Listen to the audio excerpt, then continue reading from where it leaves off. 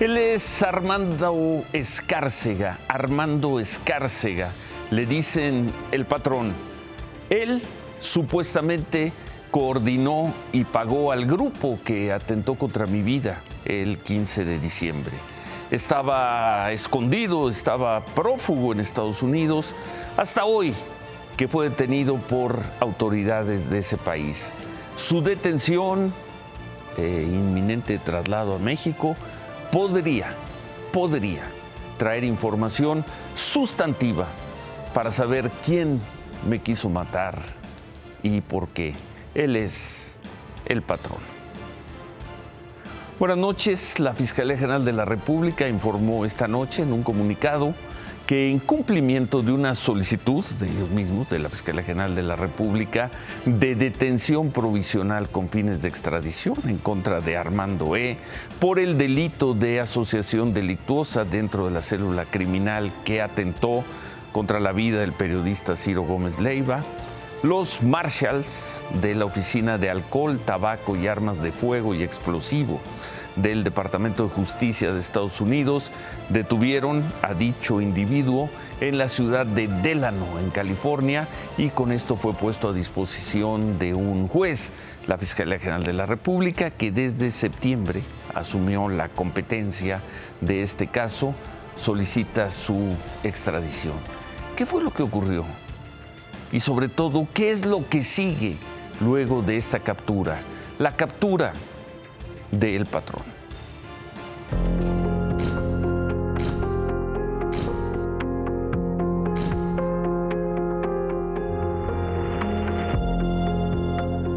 Armando Escárcega, identificado por los agentes de investigación de la Ciudad de México como el patrón, fue detenido hoy al mediodía por los marshals en una casa que pertenecería a su familia paterna en la ciudad de Delano, California.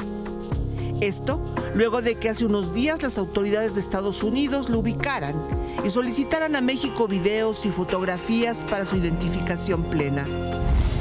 ¿Qué sigue ahora para Armando Escárcega? Mañana será presentado en la corte local de la ciudad de Delano, donde se le indicará el motivo de su detención. 72 horas después, volvería a la misma corte. Especialistas consultados aseguran que si Armando Escárcega acepta que es él, se le trasladaría a la Corte de San Diego. Ahí se le desestimarían los cargos por los que las autoridades de Estados Unidos lo detuvieron, para ser entregado al Servicio de Inmigración y Aduanas y así ser deportado a México en una semana aproximadamente. Aquí le aguarda una orden de detención por delitos de asociación delictuosa, ya que es identificado por las autoridades como el coordinador, proveedor de armas, casas de seguridad, dinero y droga de la célula delictiva que atentó contra Ciro Gómez Leiva. Según las autoridades de la Ciudad de México, Armando Escárcega fue quien dio la orden para matarlo. En caso de ser deportado a México, ¿a dónde iría? Posiblemente sería trasladado al reclusorio norte con el resto de sus coacusados, o quizá a un penal federal como el Altiplano, si es que las autoridades comprueban que tienen nexos con organizaciones criminales o determinan que su nivel de peligrosidad es alto. Armando Escárcega, el patrón, identificado desde diciembre en la carpeta de investigación, hoy es el detenido número 14 del atentado contra Ciro Gómez Leiva.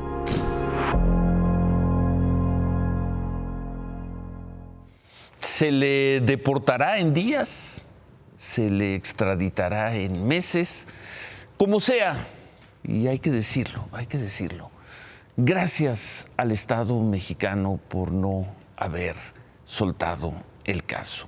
Gracias a las autoridades que le dieron profundidad a este caso y gracias a quienes han participado. Vamos a regresar al tema al final del programa. Hoy llegó el día que algunas personas o algunos considerábamos que no llegaría, porque incluso dudábamos de si este hombre era tal como lo afirmaba la autoridad mexicana. Incluso había personas que dudaban de su existencia o de que siguiera vivo, de que no lo hubieran matado. Pues fue detenido por autoridades de Estados Unidos que lo siguieron, que lo buscaron a petición de distintas autoridades del gobierno mexicano y desde luego de las fiscalías, en algún momento la Fiscalía de la Ciudad de México, y profundizando el caso desde hace un mes y medio, la Fiscalía General de la República. Vamos a regresar al tema al final del programa. Y bueno, y hablando de atentados, vamos a ver estas imágenes. En la madrugada se dio este ataque. Así atacaron la casa de la alcaldesa, por cierto, una alcaldesa de Morena, en Benito Juárez Guerrero, en la Pira Meraza. Esto ocurrió después de las 2:30 de la madrugada. Otro atentado.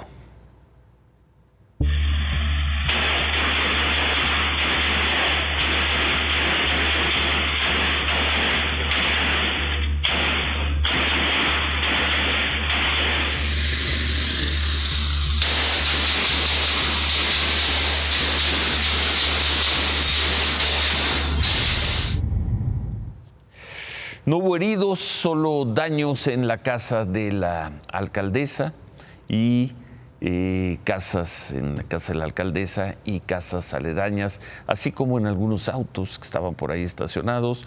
Los 2 hombres que supuestamente atacaron, que eran 2, no han sido detenidos.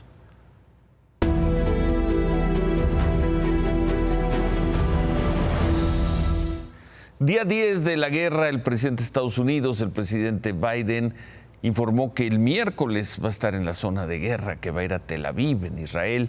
El viaje marca la urgencia de mostrar el respaldo a su aliado, a Israel, y también de negociar la ayuda humanitaria en Gaza, aunque esta noche, o al menos hasta hace unos momentos, no había ningún acuerdo.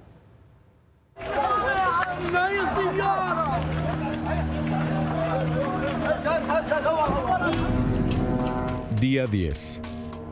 La probable ofensiva terrestre del ejército de Israel sobre el norte de Gaza no llegó. Se esperaba el fin de semana, pero no pasó. Sin embargo, las bombas que se lanzan unos y otros atizan la brasa de la guerra y la mantienen viva. En Gaza, la muerte se pasea con desdén y toma civiles, acecha a paramédicos, carga con menores de edad. Desde hace más de una semana, los proyectiles no distinguen entre enemigos, héroes o incautos.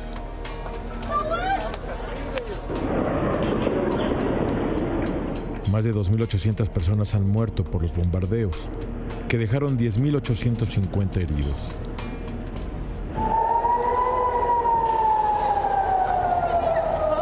Del otro lado, Israel también sufre su acoso.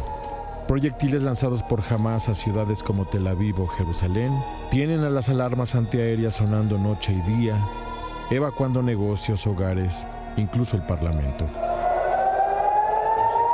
El grupo Hamás también publica videos con los rehenes que tiene en su poder, como para recordarle a Israel que hay manera de coaccionarlo, que sus 1.400 muertos hasta hoy pueden ser más. Tal es el caso del video en el que Mia Shem, de 21 años de edad y secuestrada el 7 de octubre, aparece viva. Ella muestra una herida en el brazo que requirió de cirugía y luego pide a cámara, y en hebreo, sáquenme de aquí, devuélvanme a mi hogar. Hamás dice tener entre 200 y 250 rehenes en su poder. Por segunda ocasión en 4 días, el secretario de Estado de Estados Unidos, Anthony Blinken, estuvo en Tel Aviv. Ahí anunció que el presidente de Estados Unidos, Joe Biden, visitará Israel el miércoles. He's coming here at a critical moment for Israel, for the region, and for the world. The president will reaffirm the United States' solidarity with Israel and our ironclad commitment to its security. Si bien el jefe de la diplomacia estadounidense reconoció otra vez el derecho que tiene Israel de defenderse, insistió en que la ayuda humanitaria debe fluir a Gaza lo más pronto posible. Sin entrar en detalles, informó que Estados Unidos e Israel acordaron desarrollar un plan que permita la ayuda humanitaria para civiles en Gaza, solo para ellos. Para los miles de agobiados que han llegado a Rafah, el paso fronterizo entre Gaza y Egipto, que hoy continúa cerrado. Pero a pesar de ello, familias enteras continúan llegando y hacen esperas de hasta 7 horas con la esperanza de poder salir, que aquí es escapar de un lugar donde nadie está seguro y donde nadie tiene a dónde ir. Por eso vienen a arrinconarse aquí. Por eso quieren dejar Gaza, su tierra, que les ha dado décadas de mala paz y 10 días de peor guerra. They think it's not people here. These people here live. It's not life. Veíamos el video de una mujer, una muchacha rehén, un video que difundió Hamas. Hoy el vocero de la Presidencia de México, Jesús Ramírez, dijo que el gobierno está buscando contactos con organizaciones afines a Hamas, para liberar a 2 rehenes mexicanos. En la madrugada se espera la llegada de 2 vuelos de la Fuerza Aérea con 275 mexicanos a bordo que fueron evacuados de Israel. Esa es la información sustantiva del conflicto que desde hace 10 días ha captado pues no solo el interés mundial, sino que ha generado una gran aflicción y una gran movilización en buena parte del mundo, iba a decir del mundo occidental, no, también en el Oriente Medio. Y bueno, en Bruselas, en la capital de Bélgica, un hombre que dijo ser islamista disparó y mató a 2 personas en un hecho que fue calificado por las autoridades como acto de terrorismo. El atacante fue identificado, un hombre de 45 años, tunecino, que vivía o que vive en Bruselas. En un video difundido en redes sociales, dijo que su objetivo era vengar a los musulmanes. Sigue prófugo y Bruselas, Bélgica, elevó al punto más alto la alerta terrorista.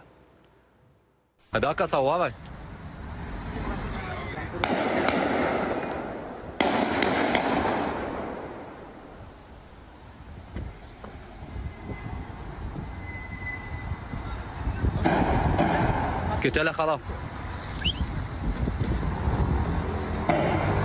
شلون فلشوا هسه. Las víctimas de estos disparos del ataque fueron 2 suecos.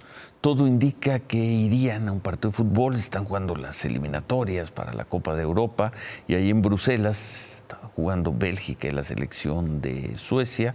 El partido tuvo que ser suspendido al medio tiempo.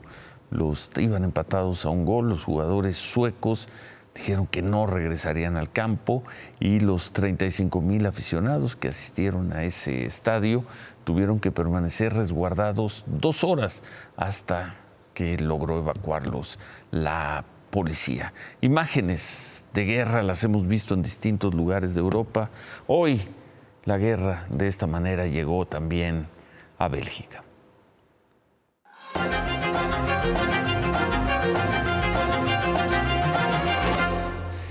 Había personas que el viernes decían que esto era una baladronada, que no movilizarían a nadie, que era una bravata sin ninguna probabilidad de concretarse. El anuncio que había hecho uno de los sindicatos de los trabajadores del Poder Judicial de que poco a poco, a partir de hoy, irían a un paro si Morena y el gobierno no desistían en quitarles una gran cantidad de dinero al desaparecer 13 de los 14 fideicomisos en el Poder Judicial, como parte de un recorte al Poder Judicial Federal. Decían que no se movilizarían, se movilizaron.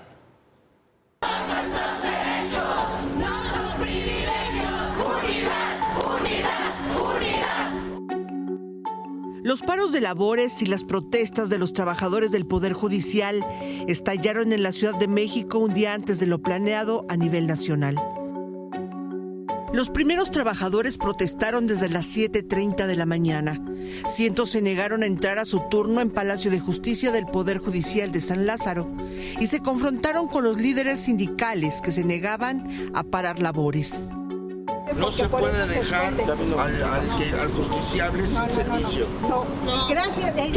Todo es gradual, por favor. No los expongan. Y apóyennos por el paro. No se puede.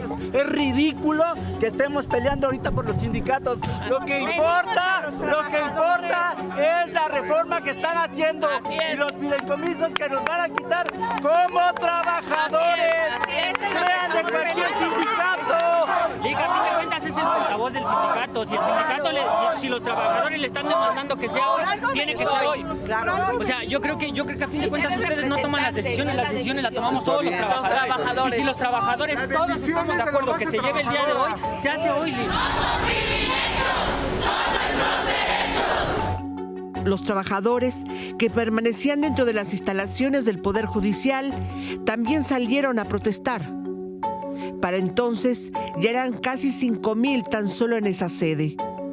Y lo mismo se replicó en los otros edificios del Poder Judicial de la ciudad. El Poder Judicial Federal es único, es garantía, es el pilar de la división de poderes. Aquí se te escucha y se te imparte justicia. Y aquí estamos luchando hoy por nuestros derechos y por nuestras familias. A las 9:30 de la mañana, los trabajadores del Poder Judicial marcharon hacia la Cámara de Diputados, donde dejaron un oficio para solicitar derecho de audiencia, antes de que se vote la desaparición de los fideicomisos. De manera simultánea, cerraron vialidades para atraer la atención a su protesta.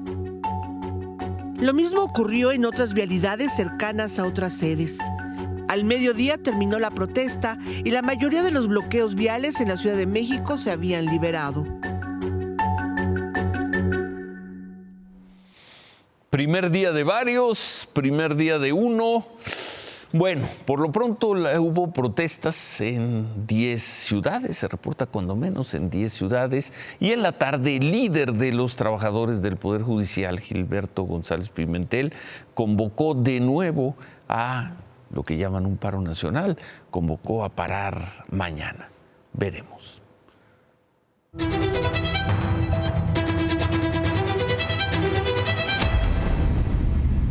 Xóchitl Gálvez se reunió con empresarias de la Coparmex en la Facultad de Derecho de la Barra Nacional de Abogados. Ahí habló sobre la importancia de relanzar, de impulsar políticas públicas para que las mujeres tengan libertad económica y puedan salir de situaciones de violencia familiar. Xóchitl Gálvez aseguró también que el Frente Amplio por México, esto lo dijo ya fuera de la reunión, defenderá con todo el presupuesto del Poder Judicial. Lamentamos mucho que Morena y sus aliados ataquen al Poder Judicial porque no se dobla, porque hay una ministra presidenta que ha tenido las agallas de defender al Poder Judicial y ahora los quieren doblar por la vía del presupuesto. Entonces realmente no es un tema de que falte dinero, es un tema de atacar al Poder Judicial. Y entonces nosotros vamos a apoyar y a defender a la Corte en su autonomía.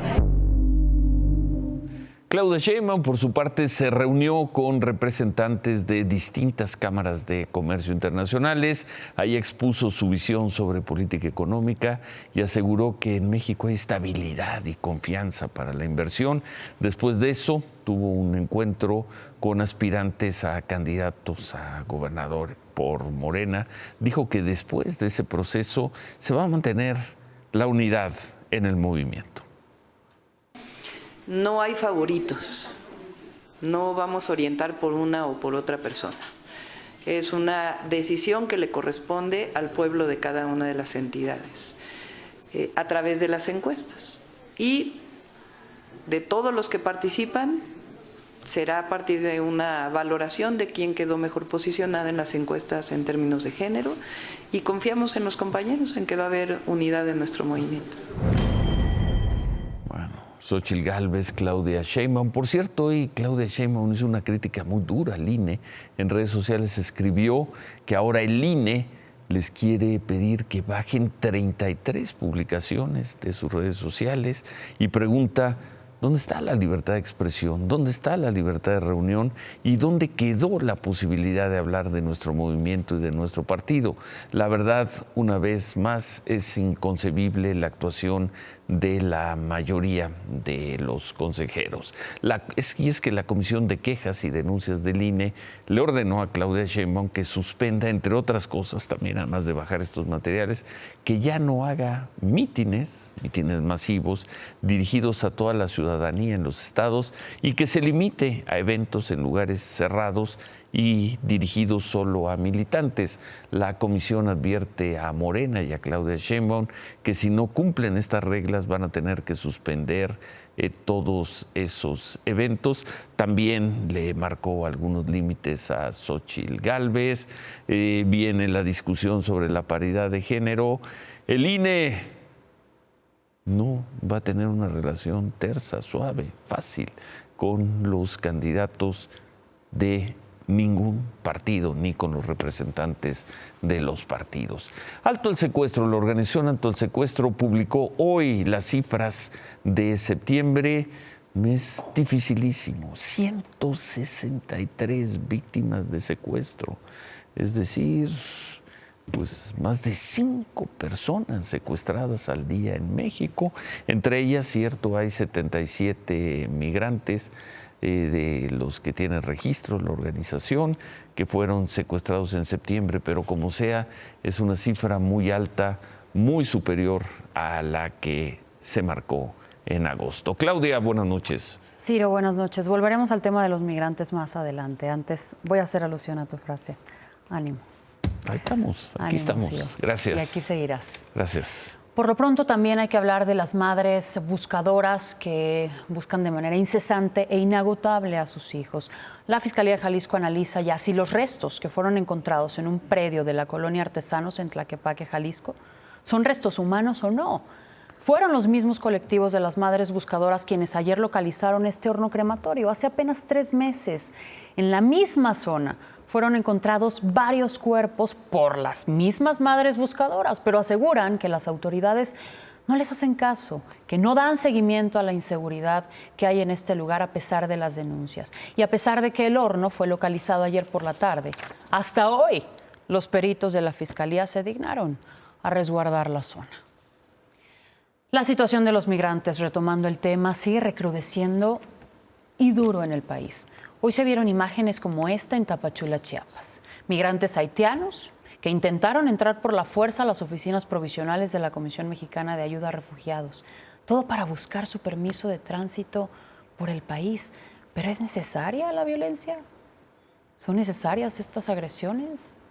En medio de estas crisis, en medio de la crisis migrante, hoy el presidente de Venezuela, Nicolás Maduro, confirmó su participación en la cumbre sobre migración organizada por México que se va a realizar el domingo en Palenque, Chiapas. El anuncio se dio después de una reunión en Caracas entre la canciller Alicia Bárcena y el presidente Maduro. Esta cumbre convocada por el presidente López Obrador, en la que además han sido invitados los representantes de 11 países de la región. El primero en confirmar su asistencia, recordemos, fue el presidente de Colombia, Gustavo En Petro. problemas ahora está con Israel el presidente Petro. Vamos a ver a quién invitan de Ecuador. Ganó ayer la presidencia el candidato de la derecha. Por cierto, fue felicitado por el presidente López Obrador. Y pues sabemos que es un evento que organiza México, que invita a todos. Pero esa foto de la canciller Alicia Bárcena Con Nicolás Maduro. Con Nicolás Maduro. Sí.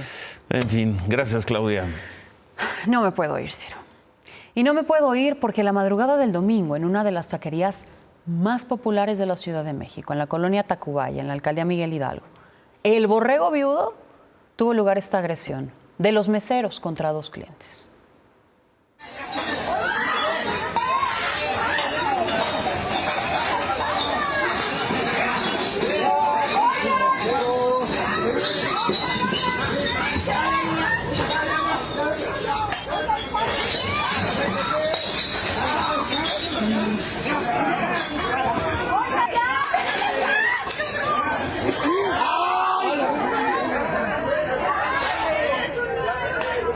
Pinche meseros montoneros que chinguen a su madre.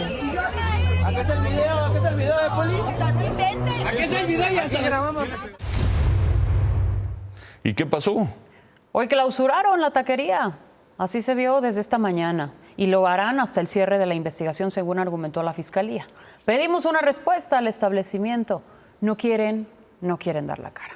Sin embargo, a pesar de que fue la Secretaría de Seguridad Ciudadana la que confirmó en un comunicado que detuvieron a uno de los meseros de 21 años porque al llegar al lugar, y cito textual, se percataron de un grupo de personas siendo agredidas por los meseros del lugar y de que la Fiscalía de la Ciudad de México abrió una carpeta de investigación por el delito de lesiones por riña, hoy el Ministerio Público decidió dejar libre al único mesero que había sido detenido. ¿Y sabes por qué? Porque argumentó que no había flagrancia. Es decir, no hay un solo detenido a pesar de las imágenes que veíamos en pantalla. Gracias, Dobles. México, Ciro. Gracias, Claudia. Hacemos una pausa, regresamos con David. David decía que quizá Manuel Bartlett reemplazara a Rocío Nale como secretaria de Energía. Eso no ocurrió. Vamos a ver quién es el nuevo secretario de Energía, qué piensa David sobre el tema. Y repito, regresamos con un agradecimiento a distintas autoridades del gobierno mexicano y del Estado mexicano por el seguimiento que le han dado al caso del ataque, del atentado que sufrí en diciembre y que hoy conocimos llevó a la captura del hombre que supuestamente coordinó a las 13 personas que están presas desde principios de año, a este señor que llaman el patrón. Regresamos con eso.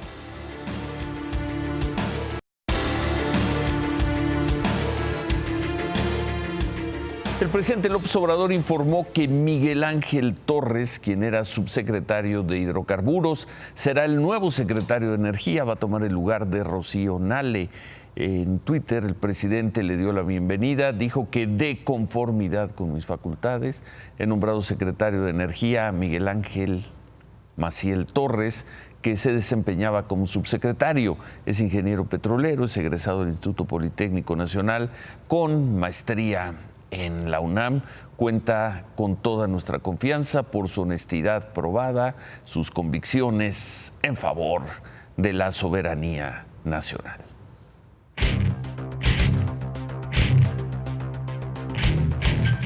David. ¿Qué tal, Ciro? ¿Cómo estás? Muy buenas noches. Fíjate que Miguel Maciel es una buena carta para ser secretario de Energía. Él entró a trabajar en Petróleos Mexicanos en 1987. Se jubiló de Petróleos Mexicanos. Él, de hecho, fue gerente en algún momento de este proyecto que iba a ser muy bueno, pero que se quedó en va a ser muy bueno, de la cuenca de Burgos, que a 20 años de historia no dio absolutamente nada, y entró como subsecretario en esta administración, el 1 de enero del 19. Es un hombre que sí le sabe, que sí le entiende, pero que no va a hacer muchas cosas.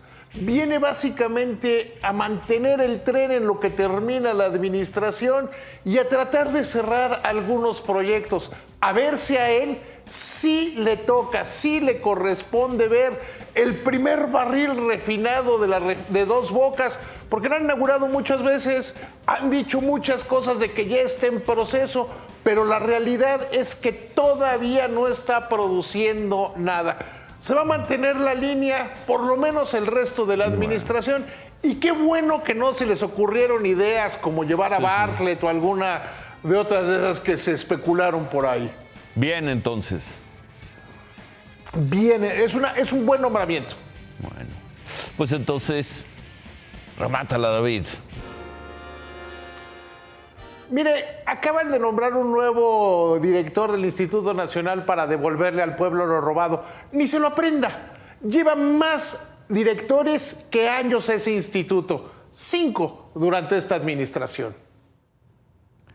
Bueno, hacemos una pausa y al regresar, tras la detención del señor el patrón, tras ello, mi agradecimiento a las autoridades mexicanas, mi agradecimiento al Estado mexicano. Volvemos con eso.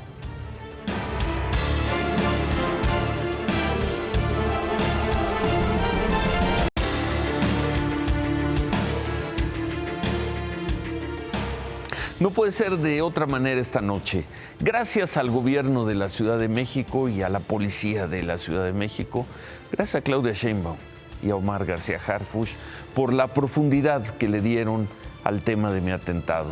Gracias también por lo que hizo la Fiscalía de la Ciudad de México. Gracias a la Secretaría de Seguridad del Gobierno Federal, gracias a Rosa Isela Rodríguez por acompañar, por estar cerca, por colaborar. Y gracias desde luego a la Fiscalía General de la República, al equipo de Alejandro Gertz, a cargo desde hace un mes de esta investigación. Me preguntan qué espero después de la detención de este hombre, del patrón. No sé, en verdad no lo sé. Pero agradezco a las autoridades, al Estado mexicano, el seguimiento que han hecho del caso. Lo dije al día siguiente de los disparos, lo repito hoy. Si uno deja de creer en las autoridades, en la posibilidad de que haya justicia, ¿en qué podría creer uno entonces? Por eso hoy me despido con un gracias. Gracias y ánimo.